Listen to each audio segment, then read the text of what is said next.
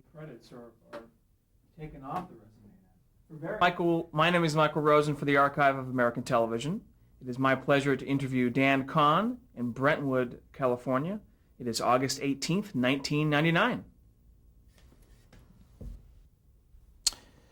For the record, could I have your full name? Daniel Cahn.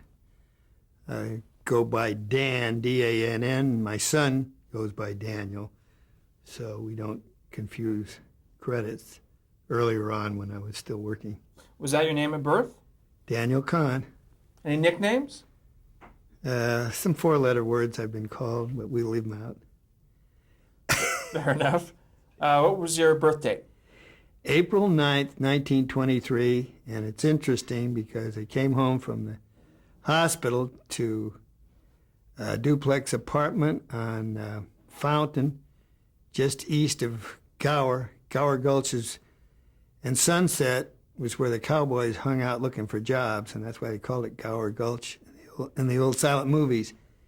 And we were at Beechwood and Franklin, and a mile up the road, they put in two beautiful stone pillars that are still there in 1999. They were put up in April of 23, my birth year, and above the two pillars in the road on Beechwood were telephone poles being put in the ground, and that month it bared the legend Hollywoodland.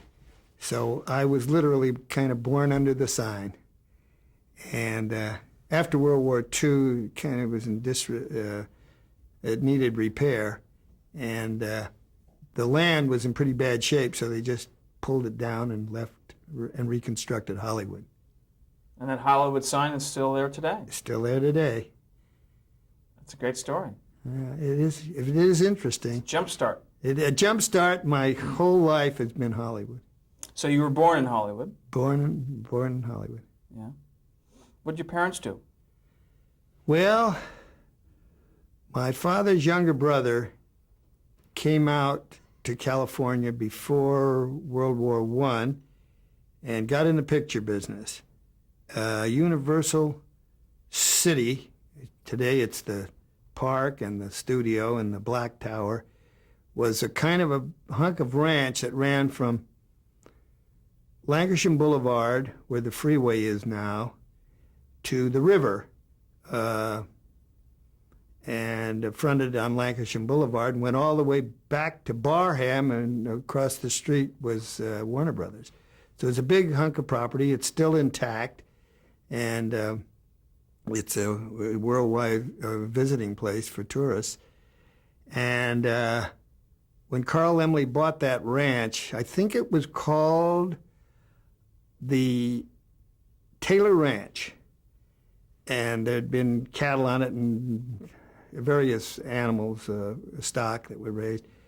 When Laemmle built the studio in I think 1913, or opened 13 or 14, I think my uncle Edward Cahn came to work there first as a prop man, and then he became a film editor and was the top editor in silent days, and then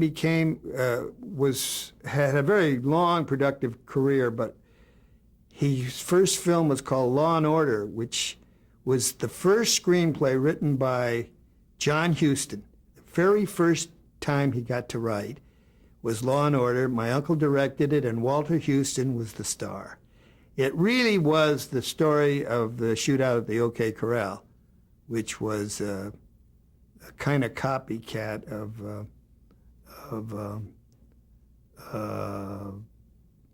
what was the guy in black? Can't think of his name. The guy in black? Yeah, Hugh O'Brien played it in television. Oh. If you can think of it. See, I knew we'd get hung up on sleep. That's okay. Well, you'll remember. I will, but anyway. So he started. So he directed Law and Order. It was a big movie about a gunslinger, and then he and John Huston went off to England in 1933, and and they had got a commitment to make an English movie. John Huston and Eddie Cahn. And in looking for locations, my uncle jumped over a fence and broke his leg. And in those days, even though he was a young man, breaking a leg really put him out of commission.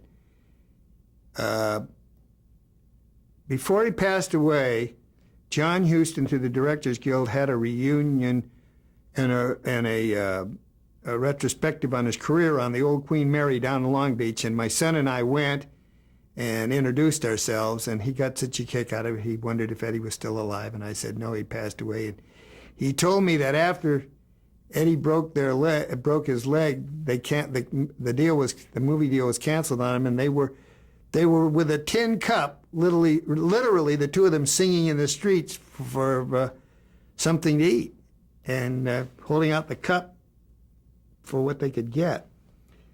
He came back, and things had changed, and like they forget you in a hurry in Hollywood. And it was building fast in the 30s.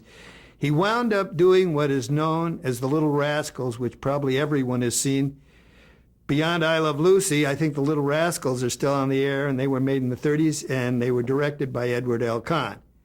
Flipping backwards in time, when my uncle was the top editor at Universal, he got my father a job in the film library, where they kept the stock stuff of whatever, cowboy movies and action stuff. My dad started in the film library and then became an editor, and went on with his career. In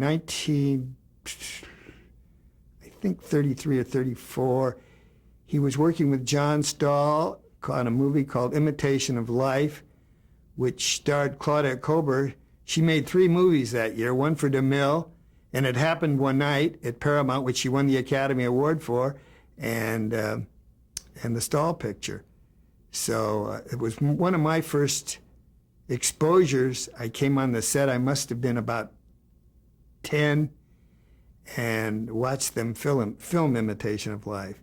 It was the wheels were starting to turn. And I used to hang around the cutting room. My dad went on during the very early 40s and just preceding World War II, he was editing all the Abbott and Costello, the first big hits in the Buck Privates in the Navy. Buck Privates in the Navy. The Air Force was called Keep 'em Flying. And then they did one on a haunted house called, I can't remember. Ghostbusters. I don't know why I'm remembering this, but it's because it's early in the morning. And then... what was your father's name? Philip Cahn. My dad was Philip Cahn, and he had a long career as an editor. Strangely, he did a picture. I'm going to be jumping backward and forward in time. I was a teenager in the late 30s, and a little girl came to save Universal. Her name was Deanna Durbin, and she became a star overnight, and it's quite a story about that, but it really isn't my story. But she did save the studio with a follow-up by Abbott and Costello. Between Deanna Durbin and Abbott and Costello, the studio stayed on the map, stayed intact, and it's really the only one. Well, no, that's not true. Warner Brothers is the same way, but it isn't as developed as Universal into a tourist attraction. But Universal and Warner Brothers are really the only two, and Paramount, but Paramount's smaller in size in real estate. Anyway, where am I? I got the bug from being in high school plays to maybe be an actor, and they had a call for a Deanna Durbin picture for high school kids. Well, I didn't get it, but simultaneously, the year before, I think it was 1937, Samuel Goldwyn made a movie called Dead End with Humphrey Bogart, Joel McCrea, Claire Trevor, and Sylvia Sidney. And Sylvia Sidney's young brother came from the Broadway stage with his whole gang called the Dead End Kids after the name of the picture. Well, it was a big hit and an Academy Award winner, and the Dead End Kids went on to Warner Brothers and made a thing with Pat O'Brien and Cagney, I think, called Angels with Dirty Faces. I think that was the one where Pat O'Brien is the priest, sends Cagney to the electric chair, and he goes screaming because he didn't intend to, but he wanted the kids, it had something to do with turning the kids' lives around or something like that. And after they left Warner Brothers, a group of them, exclusive of Leo Gorcey, but I think it was Huntz Hall, Billy Hallop, there were 3 or 4, Bernard Punsley, who I went to high school with when he came out here. He was the kind of sloppy kid. But Bobby Jordan had a tragic end to it, very young. I can't remember. He lived near me, but he was one of the original. He was the young, kind of cute kid. But the 3 or 4 came to Universal as the little tough guys, almost simultaneously with Deanna Durbin. And I missed getting in the picture with her, and I kind of had a crush on her, which I got over when she, a couple of years later, at an early age, married an assistant director on her pictures named Von Paul. But back to the now picking up with the Dead End Kids. Actually, let me stop you there and back up a little further. Okay. Am I getting out of sync? No, it's fine. First of all, we didn't talk about your mother. What was your mother's name? Oh, you want to jump back to my mother before we finish this? Yeah. Well, that's an interesting story. Both my grandmothers were both refugees from Europe, pre-World War I, my father's family from Poland and my mother's family from Russia. There were always pogroms and attacks on the Jews, and I believe both families came through Germany, crossed the Atlantic to England, where part of my father's family stayed, and my mother's family and the rest, and my father's family. My my grandfather, came to America and landed in Philadelphia, and I think it was within a couple of years where the families came to America, and actually my father was born just before they got on the boat. He was a baby, a tiny infant, when they landed in Philadelphia. Well, I found a ship's manifest through a cousin of mine, and actually where my father's side grandfather landed in Philadelphia with his 2 kids, an infant in arms and a little girl, and then my younger uncle and another aunt were born in New York, where they all settled down somewhere on the Lower East Side. And of course, I only heard stories about it. I didn't get to really see New York until World War II. But my mother's family also grew up blocks apart, and my 2 grandmothers knew each other casually as the neighborhood or the ghetto, whatever it was, in the Lower East Side. Then they all came to California on the train just before World War II. And as I said, my Uncle Eddie, my dad's younger brother, got in the picture business, got him in. My mother and her mother were very creative, and they had a dress shop on Hollywood Boulevard. My mother's maiden name was Gertrude Barsha, but she had this shop called Gertrude's. It was right across the street from where the Warner Brother Hollywood Theater was. It's called something else now. I don't know, something rather. But it was the big Warner Brothers Hollywood Theater. In fact, I saw my first movie there. My mother took me to see Al Jolson and Sonny Boy. It was one of the first talkies. And I came along in 23 and kind of ruined the dress shop. I was a full-time job, and then my sister came along. But my mother always made my sister's clothes because she was very talented. And she did make clothes for the stars. I remember, I can't think of all the names offhand, but she had a big clientele with Hollywood leading ladies. Wow. So much for that side. My mother had a younger brother who also became a film editor through there was nepotism in all phases of the business, and I still don't see anything wrong in it, because those of us that usually got in knew what the hell we were doing. And my dad got my mother's younger brother in, and he became a very successful film editor. He did, one of his great credits was Kirk Douglas's favorite movie, where he played the loner and the thing with the horse, Lonely Are the Brave. Was a great movie. And that's, so the whole family was in the picture business. Now I have a son in it. With all that, Al Jolson movie was the first movie you saw, even with your uncle? No, it wasn't the first movie I saw. It was the first big sound movie I remember. I see. Golly, when you were sitting there on the set at 10 years old, what stood out? What was interesting to you? The acting or the no, other? I was looking at the camera. I at one point thought maybe I'd be an assistant cameraman, but fate has a funny way of happening. We'll get to that. What about editing, since your uncle was involved and then your father? Well, let me pick up where we were. Okay.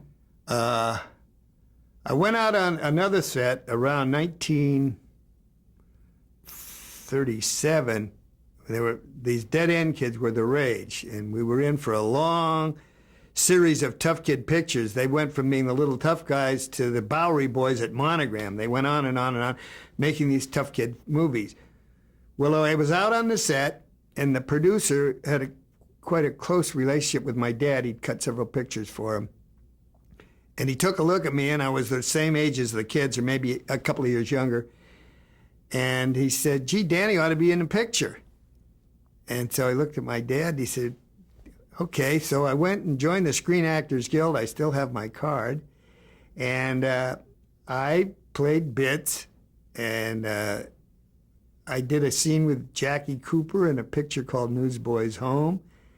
And I did a thing called Big Town Czar with Barton McLean and Tom Brown, who were popular at the time. These were B pictures. They made A pictures, B pictures. And it was directed by Arthur Lubin. And I played a kid, a small town kid in the street in a scene with Barton McLean. I had a couple of lines. And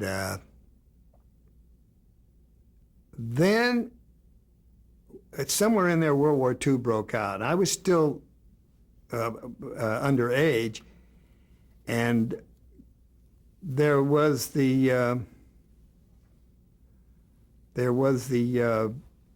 conscription. The selective service began just before we got into the war, and young men that were assistant editors and editors, mostly assistants because editors were family men usually by then with children. They weren't that young. But most of the assistants were going fast.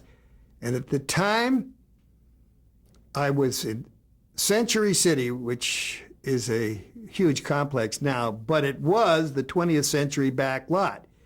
And I believe it was 1939, because we weren't in the war. They were making a picture called A Yank in the RAF with Tyrone Power, who played a volunteer with the Royal Air Force, and Betty Grable was showgirl, and she had come from America, and they had a relationship. But the big sequence was the evacuation of Dunkirk. Now, on the back lot that's now Century City, in the dead center of Century City, was a big lake, part of the Fox lot, because it wasn't Century City, it was Fox.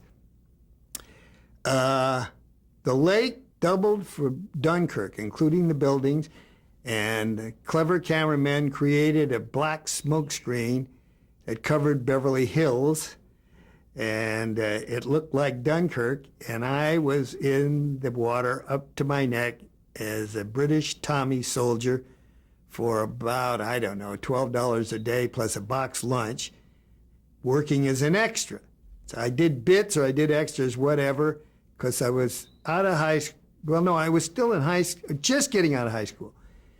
Anyway, it's, the progression. I graduated high school in 1940. High school?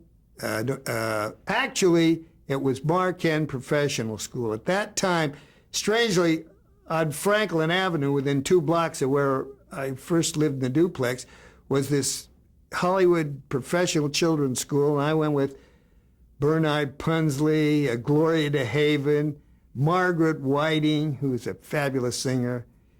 We were all in the same class together. And the way it worked, it was a professional children's school. This started for me around the end of 38, so I graduated there. We had our graduation on the lawn of the Beverly Hills Hotel. I mean, there were 25 of us in the class, something like that. Anyway, I was out, and I had kind of felt I really wasn't an actor, and I'd never make it the way I wanted to, and they looked like most of them were starving half the time, and they didn't know where their next $10 was coming from. So I wanted to get into the studio, and at that time I couldn't get in as an apprentice cameraman, but my dad was in the editorial department at Universal and was supervised by a chap named Maurice Pivar. He was the supervising editor and head of the whole department. So I started pestering Mr. Pivar for a job, and he said, I looked like 14 and I was 17. I looked very young then. And he said, well, look, kid, get in the mailroom, and then the first time there's an opening, because the guys are leaving for service right and left, he said, it won't be a matter of time, and I'll get you in, and you'll become an apprentice.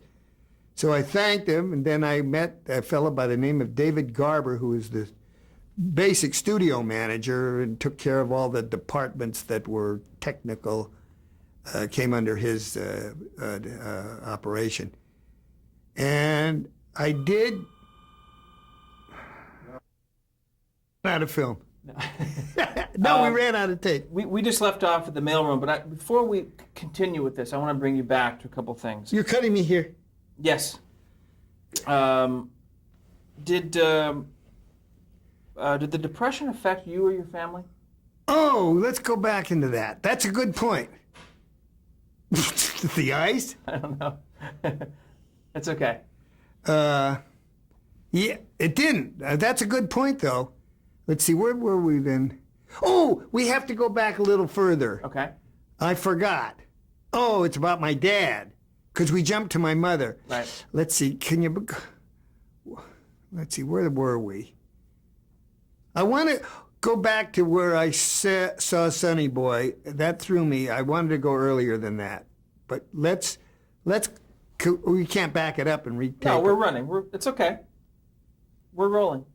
Well, wait, I got to figure in my head how to start. Well, obviously the Depression wait came about. Wait, let me just pick it up. I know where to pick it up. You want to just going to roll it without a tape? We're rolling. Oh, We're rolling now. Now? Yes, we are. Oh, okay. That picture, that first afternoon movie my mother took me to see on Hollywood Boulevard, Sonny Boy, was not the first time I saw the movies. But I have to jump back even further.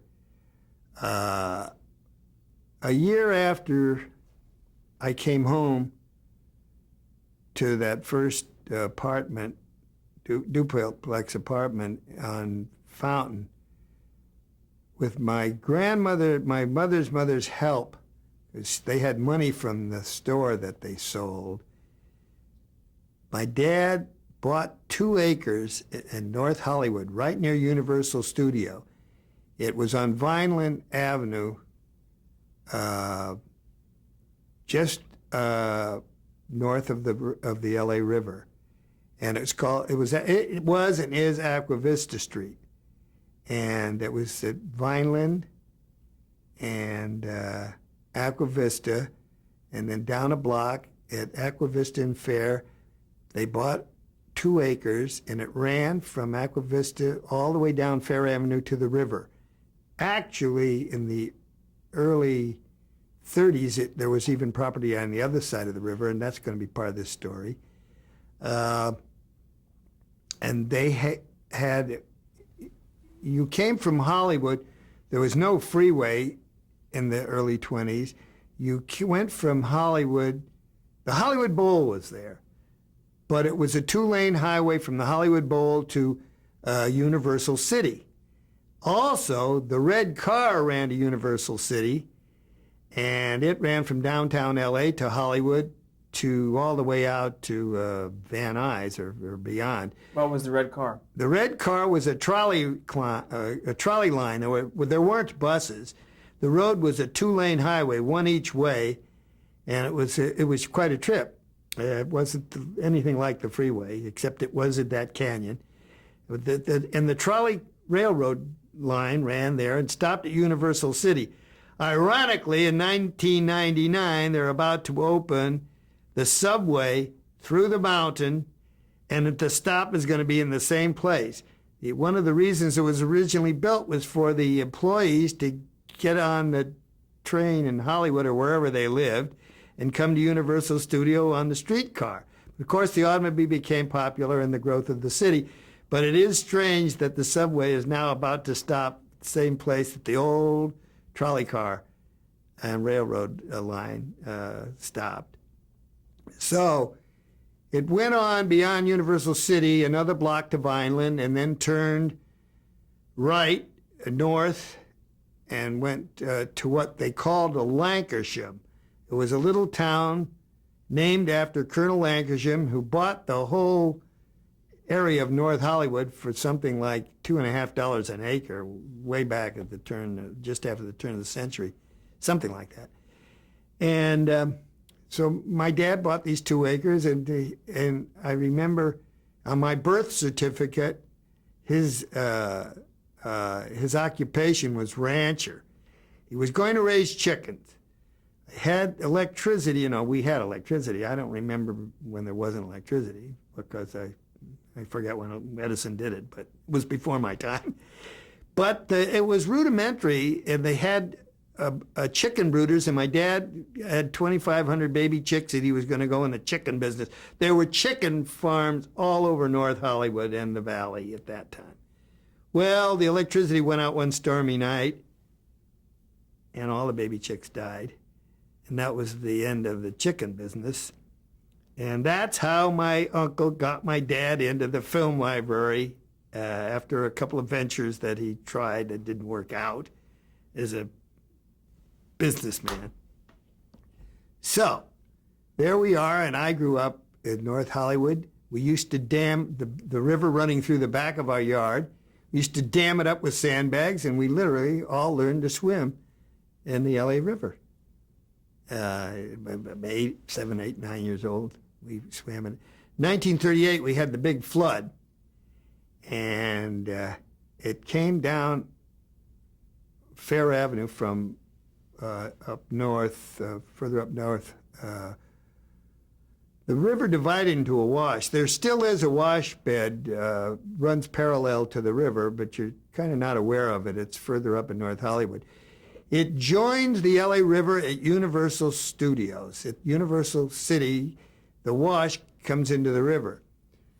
There was a whorehouse on one corner. I knew about that because I used to walk by it all the time, and I wasn't sexually aware yet, but I knew all about it.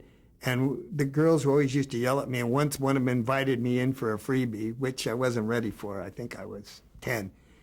That time they were making Sutters of Gold. I remember walking over the bridge after I saw the girls, because these kind of things stick in your mind, even though it's 70 years ago, 65 years ago. Let me stop you right there, and we'll change tape.